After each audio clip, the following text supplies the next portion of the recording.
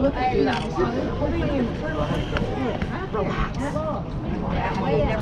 just hanging. They're not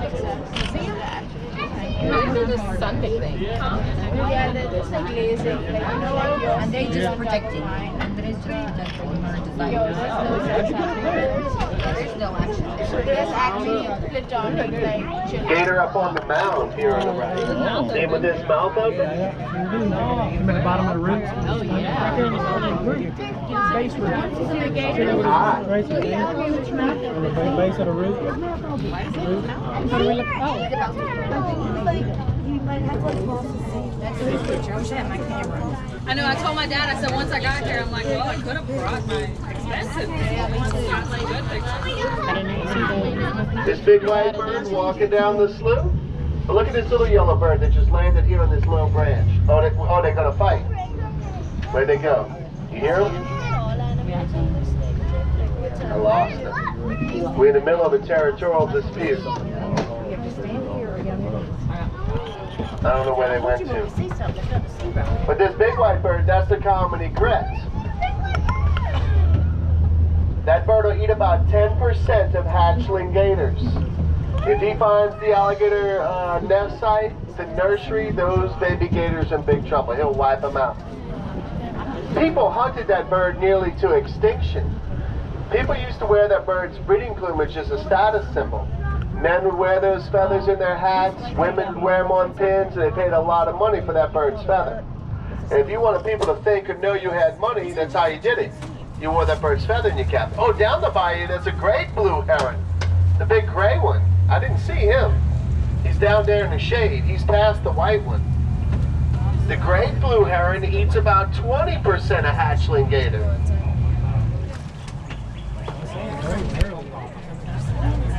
They also eat all your goldfish and koi. If you found your goldfish pond or your koi pond, you better pucker up and kiss those fish goodbye. He'll wipe you out, man. They love expensive sushi. I saw the gray one earlier.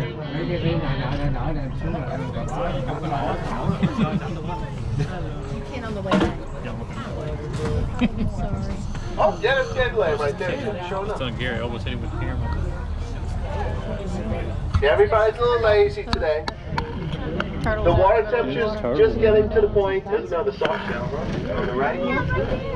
Oh, there's one swimming too. Lots of soft shells. On a wood log? Now we're going to go down here and look for a larger alligator we spotted recently called the teeth-rud. Not very many sightings of him, but we'll go down here and look. Within the next couple of weeks, these gators should really turn on and start to feed. Right now, we're right there at that point. The water temperature, the magic number is 70 degrees Fahrenheit. When the water temperature rises above 70 degrees Fahrenheit, they really turn on and start to feed. Now, for the past couple of weeks, we've been right there, but every week we get a cool front. Next week we get another cool front, another cool front, another cool front. About one a week, keeping the water temperature pretty chilly. But it won't be long. Everybody wake up, start to move around, do a bit of feeding.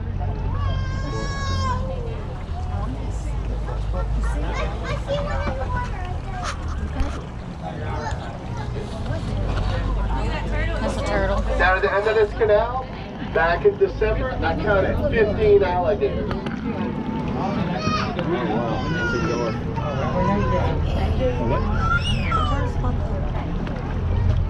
You have like the same. You're like one with them.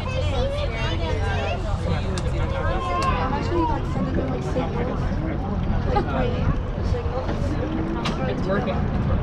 So, in order for a better opportunity to see the teeth-rud, we're probably going to have to use one of these kids. So, Mom, Dad, pick a favorite. We'll work for the bottom one. Honestly, for sure, I'm there looking for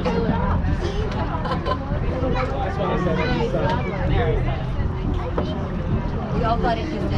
That little white bird, though, that's a snowy egret.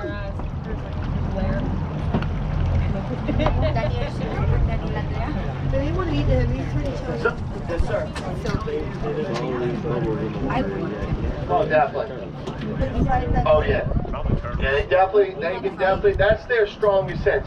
Their face is loaded with sensory receptors called ISOs, integumentary sensory organs, and they use those to pick up the slightest of vibrations. Well, that's a nice gator.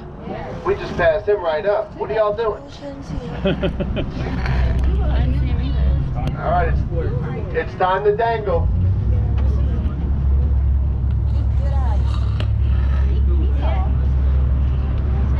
This might be the T-Brud. He also has a really large girlfriend back here too. I drove right by. Oh, he's in the green. Measure from his eyes to his nose. You transfer that measurement inches to feet. 10 inches, 10 feet. That's a big one right there. Have to let this tail. 5 feet is body from the nose to the back legs. 5 feet is the tail. An 8-foot alligator has potential to weigh about 200 to 250 pounds. Every foot they grow to 8 feet, they can gain up to 100 pounds. So a 9-footer could weigh 300, a 10-footer could weigh 400. So the T-Brud is in that 400-pound range. Unless he appears in that show called Swamp People, and then he'll weigh 775 pounds. Reality TV. So real.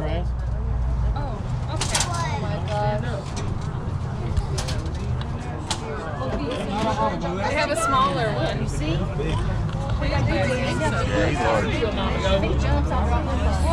That's probably one of his girlfriends. Right next to him. She's approaching sexual maturity. They might be on a date.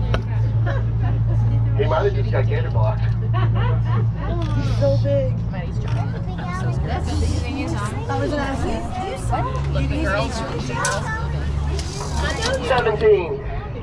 That's the 17th sighting I've had of this gator this season. Not days, tours. So he hasn't been out very much. But the other two haven't been out at all. We have no confirmed sightings of two larger ones.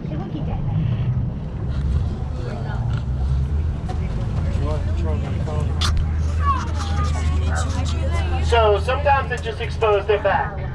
The bump, the scoot, is formed by a hard bony plate called an osteoderm. The osteoderm have channels. The blood vessels run through those channels. So by doing this, he warms up the skin, the osteoderm, and the blood. Now look, I was walking around the swamp a couple of months ago. I found a dead alligator. I got a scoop. I got an osteoderm. You can see all the holes where the blood vessels run through. So I'll pass this around the boat. The way this works is take the scoop and look at it and pass it to your neighbor. And they take it and they look at it and they pass it to their neighbor. It goes up and down the boat and then you give it back to me. You see how that works? Now look, 2 months ago, I had 15 scoops. Now, I have 1. I'm amazed how many times it gets about 6 to 8 people away from me and somebody goes, what the hell is this? And they throw it out the boat. 2 weeks ago, I had a lady put it right in her purse. I said, ma'am, can I get my scoop back? She said, I don't have it. I said, yes, you do. She said, I do not. I said, I saw you put it in your purse. She said, I don't have it. Do you know they still looking for that lady? Yeah. I made her stand on top of the seat. I said, you get up on top of that seat. You play Titanic right now.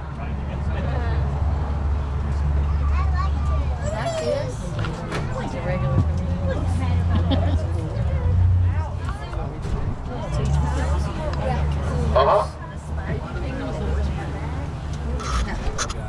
A lot of vital information going through there. Because a lot of times, even if you do get off a good shot, a big alligator like this, you would not put it in your boat immediately. Because it still flip and move around. I've been alligator hunting before where it's almost like they come back to life. You know, yeah, so you gotta do the deed. You know, you gotta be pretty accurate. And plus the head has value too. That's why they use a small caliber rifle, 22 Magnum, 17 HMR, because the gator is literally right next to the boat. They're not like making a 100-yard shot. They're making a 2-foot shot. So, alligator heads, yeah, they have value. I mean, I don't know if you priced any, but they're $200, $300, $500 sometimes. You know, just depending on the gift shop, you know?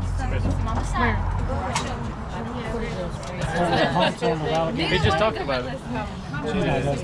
So just pass it on. Hand it to the next person. Just pass it around, Tracy. Hey, here's the scoot he's talking about. Look, here's the neck scoot. This is off a gator about the size of a zebra. The neck scoots are the biggest one. Look at it when he moves. So it's part of the hoop. Look, there's another gator right there. Look, Tracy. The gator right there. Another gator in there. Yeah, he's in the water.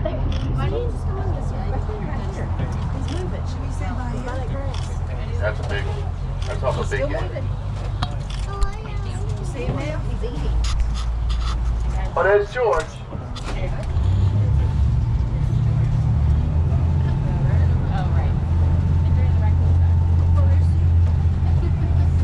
We're going back. I guess he just spotted him. Where'd he go? He was over you. The raccoon over there behind the tree. Oh.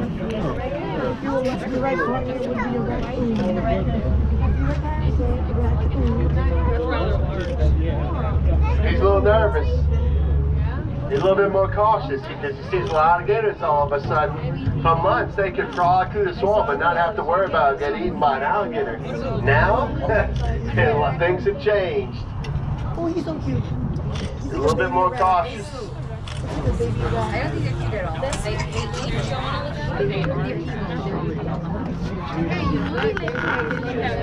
Boy, everybody's feeding good today. See, there's a little waterway that goes through a small slough, and he's working the entrance. All that water is flowing through that slough out into the deep part of the bayou. He's working the entrance. That's where all the prey is concentrated right now.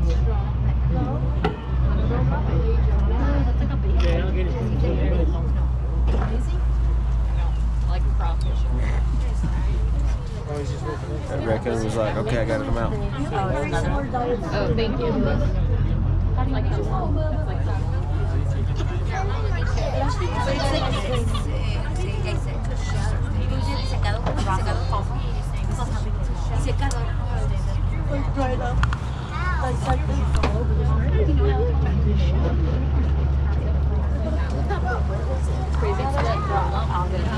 Prepare for ramming speed. I see it as a scale.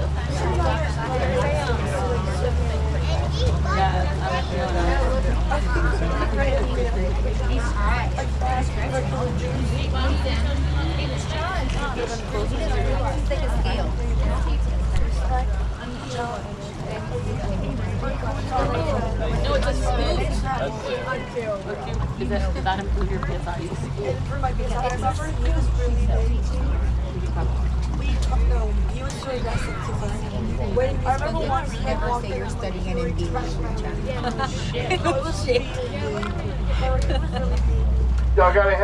Y'all have any questions? What's a pig scoop?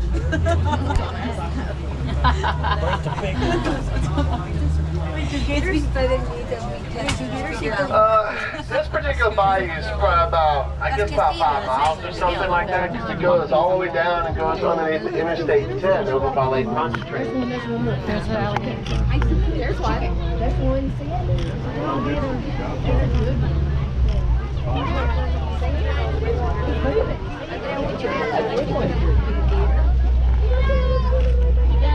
Now, y'all see these purple flowers over here on our right? They're growing all over the swamp. They're blossoming right now. That's the iris. The iris flower is a Louisiana state wildflower. The iris flower is where they got the original inspiration for the design of the fleur-de-lis. You buy iris from Home Depot for $6.99. But today, you get them for free. I call it free 50 free. I'm running a special. Get as many iris as you want. Well, wait, that was where they were. At the nursery, Home Depots, you can buy all different colors. Yellow, white, maroon, blue, purple, black, tie-dye, all different colors. Here in the wild, they're always purple. Light purple and dark purple, and always a shade of purple.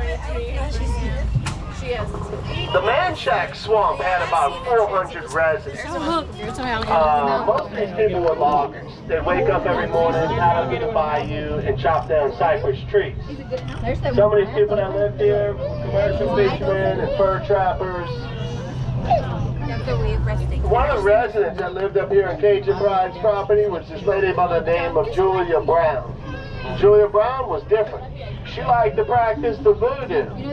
And because she practiced voodoo, the people in the town were afraid of her. They didn't like her. And since they liked her, she liked them. It was mutual.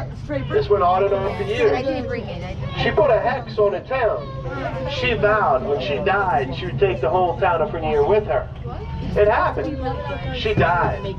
On the night of her burial, the town of Frenier got hit by a Category 3 hurricane. Category 3 hurricane produced winds of 125 miles an hour. Storm surge here was over 10 feet. There's not 10 feet of land. A lot of people died. Out of 400 residents, only about 40 people survived. The survivors, they managed to make it up to the railroad tracks. They got an overturned boxcar. The survivors did not have the tools or manpower or materials necessary to give these people proper burial. So what they did was find some high ground, like a ridge, dig a big hole, and set up a common grave site. Up ahead of us on our left-hand bank on one of these grave sites, they have estimated to be about 50 bodies buried along this ridge. Oh, look, there's a raccoon down there. Now, because of all the voodoo, because of all these mass grave sites, because of all this spiritual unrest, the Man Shack Swamp is supposed to be the most haunted swamp in the United States. They filmed here recently. They filmed the ghost hunting show called Haunted Towns. 2 months ago, we're here at 2 a.m. filming this Haunted Towns show. Haunted Towns had some confirmed sightings. They saw some ghosts. Haunted Towns even spoke with some ghosts. They did a witchcraft show here. They did some witchcraft rituals at the grave site. 5 years ago, they filmed another ghost hunting show called Haunted Highways. The Haunted Highways cast and crew that camped out here for 3 nights. Haunted Highways was hosted by Jack